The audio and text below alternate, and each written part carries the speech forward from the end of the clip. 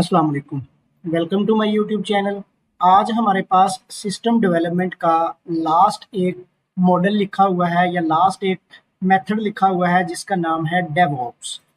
अब इसको डेवऑप्स क्यों कहा जाता है, ये डेवऑप्स क्या है, इसके अंदर क्या काम काम परफॉर्म किए जाते हैं, ये सब हम देखने वाले हैं। DevOps is a way of working that combine development and operation teams. Basically, DevOps दो वर्ड्स का कॉम्बिनेशन है। एक है DEV, डेव, जिसको डेवलपमेंट कहा जाता है, और दूसरा वर्ड है आपके पास OPS, जिसको ओप्स बोल रहे हैं। ये ऑपरेशन टीम्स के लिए यूज किया जाता है। इस वर्ड से हमें पता चल रहा है कि ये बेसिकली कॉम्बिनेशन है डेवलपमेंट टीम का और ऑपरेशन टीम का। इसके अंदर आपकी सिस्टम की डेवलपमेंट टीम और ऑपरेशन टीम एक ही जगह पे बैठ के आपके सिस्टम को डेवलप भी करती है और उसको मेंटेन भी करती है। This goal is to build, ये बेसिकली इसका मकसद होता है आपके सिस्टम को, सॉफ्टवेयर को डेवलप करना, उसको टेस्ट करना और उसको रिलीज कर देना। और उसको जितनी तेजी के साथ या जितने रिलायबली आप उस सॉफ्टवेयर को दे सकते हैं, उसकी डिलीवरी प्रोवाइड कर सकते हैं, उसकी डिलीवरी प्रोवाइड करने की कोशिश करते हैं। DevOps help team work together smoothly throughout the software life cycle. Basically इसके अंदर जो काम परफॉर्म किए जाने वाले हैं ना, वो हमारे पास SDLC के सारे फेजेस ही हैं।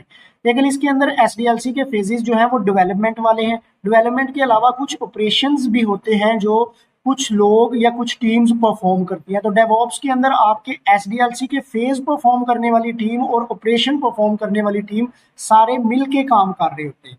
अगर यहाँ पे आप थोड़ा सा गौर करें तो आपको देखने को मिलेगा कि ये सबसे पहले आप प्लान क्रिएट करते हैं किसी भी चीज़ का, जिसको हमने रिक्वायरमेंट गैदरिंग कहा।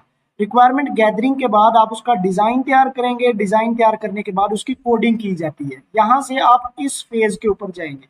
कोडिंग करने के बाद हम उस चीज़ को बना देते हैं, बिल्ड कर देते हैं, या इसको हम कहेंगे इम्प्लीमेंट कर देते हैं। इम्प्लीमेंट करने के बाद या इम्प्लीमेंट करने से पहले हम उसको टेस्ट करते हैं। तो ये वाली जो सारी टीम है इसको डेवलपमेंट टीम बोला जाता है, जिसने आपके सॉफ्टवेयर का प्लान क्रिएट करना है, उसको डिजाइन करना है, उसको कोड करना है, उसको टेस्ट करना है और उसको प्रॉपरली बना देना है। अब जब आपकी कोई भी चीज टेस्ट हो जाती है तो अगर वो टेस्टिंग सक्सेसफुल हो जाती है तो हम अपने उस सॉफ्टवेयर को रिलीज करते हैं। अब रिलीज करने के बाद उसको डिप्लॉयमेंट फेज में से गुजरना पड़ता है। डिप्लॉयमेंट फेज के बाद हम अपने उस सॉफ्टवेयर को ऑपरेट करते हैं। ऑपरेट मींस उसके ऑपरेशंस परफॉर्म करते हैं। और लास्ट नंबर पे ऑपरेशंस परफॉर्म करने के बाद हम सॉफ्टवेयर को मॉनिटर करते हैं। अब यहाँ पे सॉफ्टवेयर को रिलीज करना, डिप्लॉय करना, ऑपरेट करना और मॉनिटर करना, ये काम है आपकी ऑपरेशन टीम का। तो जब आपकी डेवलपर टीम और ऑपरेशन टीम मिल के काम करती है, जिसको हम कहते हैं, ये मेरे पास डेवलपमेंट टीम है और यहाँ पे मेरे पास ऑपरेशन टीम है, तो ये वाला जो प्रोसेस कहलाएगा इसको हम डेवऑप्स कहते हैं। अब डेवऑप्स करना जरूरी क्यों है, या डेवऑप्स के थ्रू ही हम सॉफ्टवेयर क्यों क्रिएट करें?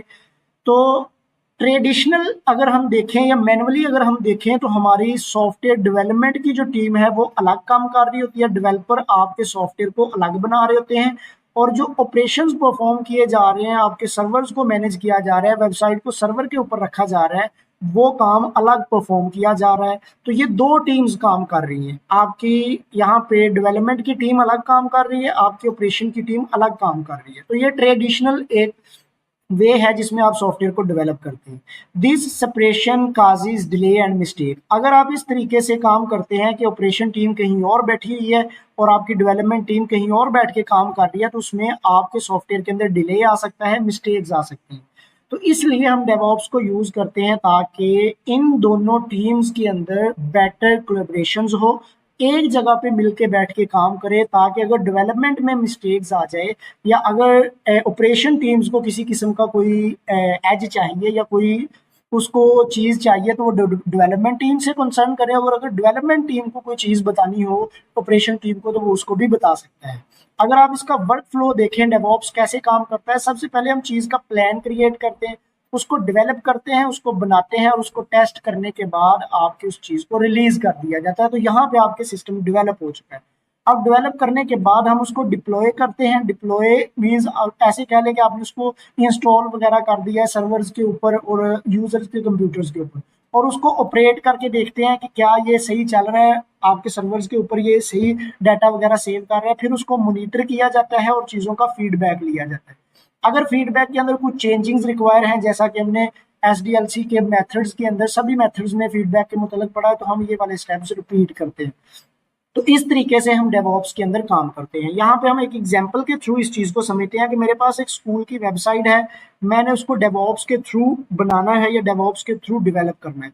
तो सबसे पहले मैं क्या करूँगा, डेवलपर से कहूँगा कि मुझे जो जो फीचर्स चाहिए उनको लिख दो या उनके कोड को पुश कर दो ताकि मेरी वेबसाइट बन जाए। फिर मैं चाहूँगा कि मेरे जो टेस्टर हैं वो इन चीज़ों को टेस्ट करें, लेकिन ऑटोमेट हों, उनके एरर्स जो हैं वो ऑटोमेटिकली डिटेक्ट हों और उनको रिमूव किया जा सके। सॉफ्टवेयर की अपडेट्स ऑटोमेटिकली आपको आए या फिर स्कूल के जो सर्वर्स कंप्यूटर हैं उनके ऊपर सेंड कर दी जाए कि अपडेट्स आ चुकी है, आप वहां से नया जब इसको अपडेट करेंगे तो नया फीचर्स आपको देखने को मिलेगा। Operation team monitor site performance and fix issues quickly.